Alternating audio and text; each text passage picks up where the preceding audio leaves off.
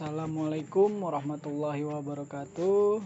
Perkenalkan, nama saya Amar Mujahid dari kelas S1B dengan nomor NPM 20204646513. Di sini saya akan menjawab soal-soal dari ujian akhir semester Gasal 2020 dari mata kuliah pengantar ilmu komunikasi. Untuk yang pertama, saya akan menjawab dari jabarkan topik materi menarik. Saya akan menjabarkan topik menarik yang saya pelajari selama satu semester ini. Selama satu semester ini saya mendapatkan topik menarik, yaitu topik tentang pesan. Yang pertama, pesan dalam komunikasi.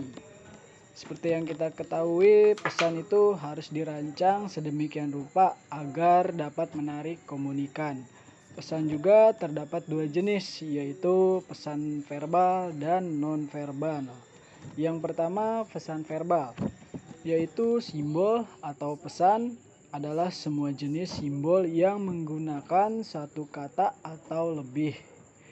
Selain simbol, ada bahasa. Bahasa dapat didefinisikan sebagai seperangkat simbol dengan aturan untuk mengkombinasikan simbol-simbol tersebut yang digunakan dan dipahami suatu komunitas. Yang kedua, pesan nonverbal. Lambang nirverbal dalam kurung nonverbal adalah lambang yang dipergunakan dalam komunikasi yang bukan bahasa, misalnya gambar artefak dalam kurung ruang dan pakaian, bau-bauan para bahasa.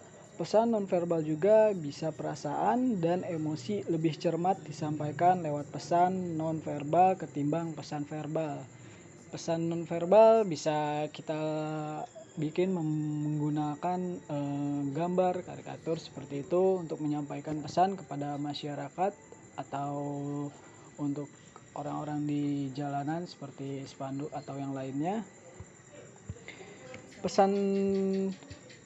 Tentang pesan juga disampaikan oleh Workbook Scrum menganggap pesan sebagai the condition of success in communication.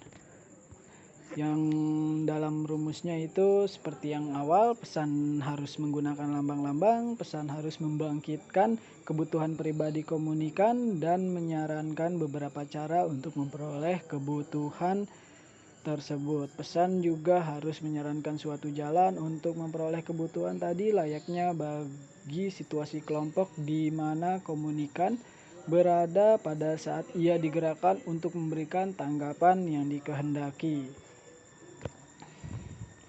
Pesan nonverbal gambar dapat dipergunakan untuk menyatakan suatu pikiran atau perasaan dalam hal tertentu. Gambar bisa lebih efektif dari bahasa, atau ada juga moto yang menyatakan bahwa gambar bisa memberi informasi yang sama dengan kalau diuraikan dengan 1000 perkataan. Seperti yang tadi saya bilang, bisa dari perasaan seperti hal emosi menggunakan gambar, seperti halnya sedih bisa menggunakan gambar juga, itu dari pesan nonverbal. Dan ada beberapa jenis dari pesan nonverbal juga, pesan kinesik, pesan gestural, pesan postural, pesan postproksemik.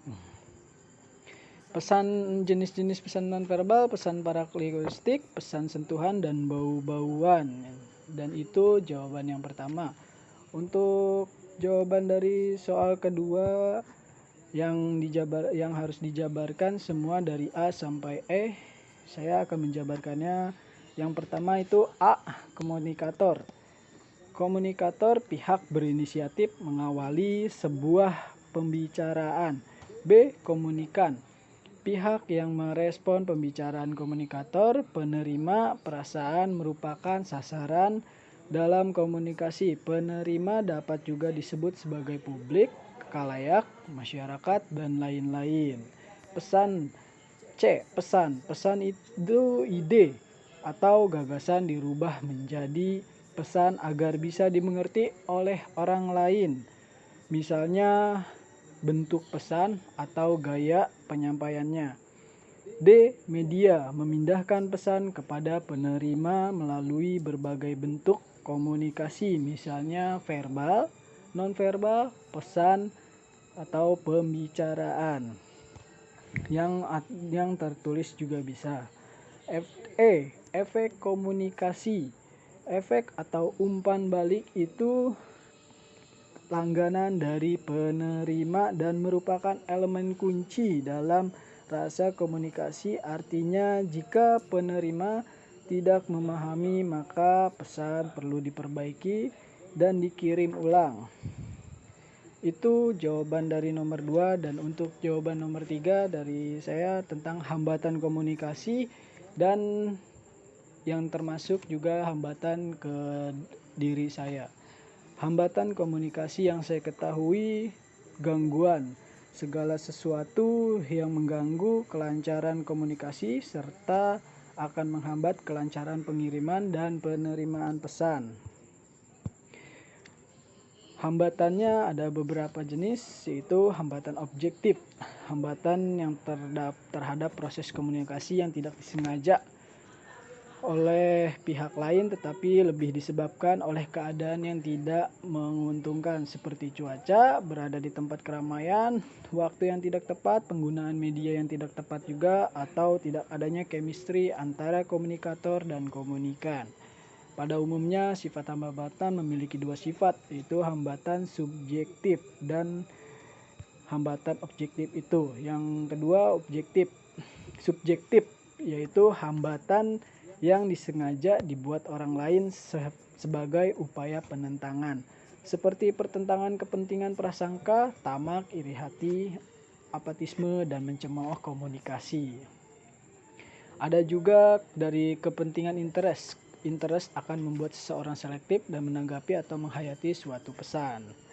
Dan juga ada dari hambatan eksternal dan internal, berasal dari luar individu yang terkait dengan lingkungan fisik dan lingkungan sosial budaya, seperti suara gaduh di lingkungan sekitar dapat menyebabkan komunikasi tidak berjalan lancar. Perbedaan latar belakang sosial budaya dapat menyebabkan salah pengertian. Dari hambatan internal berasal dari dalam diri individu yang terkait kondisi fisik dan psikologis, seperti seseorang yang mengalami gangguan pendengaran maka ia akan mengalami hambatan komunikasi. Demikian pula seseorang yang sedang tertekan depresi tidak akan dapat melakukan komunikasi dengan baik. Dan hambatan komunikasi yang terkait dalam diri saya seperti untuk menyampaikan pesan atau menyampaikan jawaban-jawaban dan soal untuk mata kuliah yang manapun, dan mata kuliah pengantar ilmu komunikasi ini dari segi sinyal, segi kuota yang kadang memakan banyak juga, harus membuka Zoom, Google Meet, YouTube, dan lain-lainnya. Itu memakan kuota yang sangat banyak. Dan terkadang juga saya sedang berada di tempat kerja yang sulit sekali sinyal, itu tidak secara tidak disengaja karena di area ruangan tertutup. Untuk itu saya mohon untuk hambatan ini agar lebih didengar kembali. Dan untuk jawaban yang keempat dari soal jabarkan rancangan pesan pada karya yang sudah saya buat, yang meme karikatur, saya membuat karikatur dan meme itu seperti ini.